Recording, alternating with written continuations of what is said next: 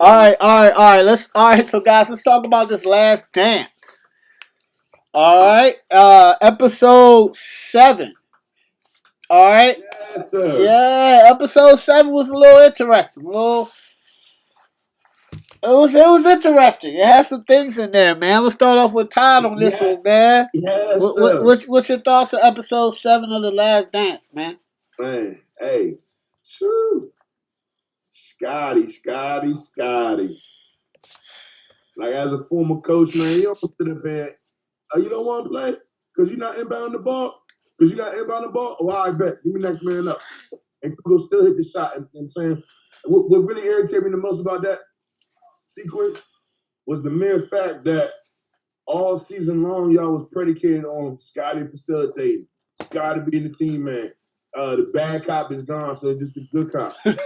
Get down to the most important moment, and now you got your panties in a bunch and cop an attitude. Like, come on, man. Phil G for the way he went about that. He had to, yeah. Talked about it as a team, as men and made up, but the damage is already done. Not saying that particular play dictated the season. I'm not going to say that, but yeah. But that was real dirtbag status. And then, as far as Magic Common, y'all gonna drive this man away, man. They trying to put Jordan's father's death on his gambling. Just media just being dirty. Just no respect and decency about themselves. It's the media, so I get it.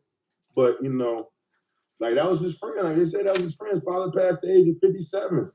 Yeah. Like, come on, man. You checked out here a little too early in good health and everything. And sleep on the side of the road, and 2 18-year-olds, like, just no motive. Like how you know that was Jordan's father's car? Like, come on, man. Yeah. I just can't even process that. Yeah, like. Yeah, that was crazy. Yeah, like I know how I'll be disturbed. I can imagine that dealing with society as a whole. Then you gotta deal with that. Like, nah, nope. So, and my father had always been my best friend at times. So yeah, he said that was his best friend, like his ace boom coon. Yeah. So yeah, Craig, that's how I felt. 7, man. Not bad, Craig. What you think, man? Last Dance, episode 7. It was one of the better ones to me. I mean, it was like real emotional, not emotional for me, but emotional for Michael Jordan. You could see just everything that he was going through during the season, the weight that he had to carry, just the burden of being the best player and leading the team to another championship, and seeing how tired he was, how just worn out he was from doing that over and over again, and then his father obviously getting murdered, and then the media still with the whole gambling thing before that was kind of weighing on him, and then him being like a prisoner in like his own home type thing where he can't really leave, and then now the media again coming back after his father died and trying to put the murder connected to the gambling thing, like Todd said. So all that, and then just obviously, him announcing his retirement, which was, I can't remember where I was back then when he announced it, but I believe I was home. And I remember why, because my aunt, she's like the biggest Michael Jordan fan that I've ever seen. She had Michael Jordan posters on the walls everywhere, like the "Come Fly with Me" VHS tapes and all that. So that's how I became a Jordan fan and a UNC fan. So just going through that whole ordeal, and then going to baseball, and to me, like, people were dogging him, saying he was trash and all that stuff. But for me, for saying, like, a guy who hadn't played baseball in 14 years coming in trying to play at the 31, and he's still batted at 200. I mean, it's not obviously the best batting average, but I mean, he's 31 and hadn't played baseball in 14 years. Yeah. Like, what do you expect out of because he's Michael Jordan, you expect him to come in and bat 350? So I mean, just that alone, and then just him wanting to play baseball. You know what I'm saying? Just to get away from basketball for a while, and then you start him seeing with the itch, and then the whole thing when he started to like tear up about how he approached the game, and he had to take a break from getting recorded or whatever, and just his whole, like, if you don't want to, this is how I play the game, and like, he was trying to bring people along with him. Oh, we gonna get to that. We gonna get to that one. We gonna get to that. I got something. I got something for that. It's just how unclassed society is. They talking about that he retired for undisclosed suspension. Like y'all sound. That's As ridiculous. a kid with no internet access, obviously there's no internet back then, so you kind of hear that as a kid. You thinking, well, maybe that is what happened. You never really get to hear. At least I didn't really get to hear any other side. So yeah. It was crazy how the media, man, kind of made up this. It's crazy how the media will make up narratives and then control them. Like Jordan's father died because of gambling. Like, no, that didn't happen. Oh, Jordan got secretly suspended. Michael, what did the guy say? He said, so you're telling me David Stern, one of the biggest capitalists, suspends his moneymaker, the best player on the planet that brings your sport the most revenue, for 18 months. 18 months? Come on, man. Come on, man. That's like suspending Tom Brady for 8. Come on, man. Come on.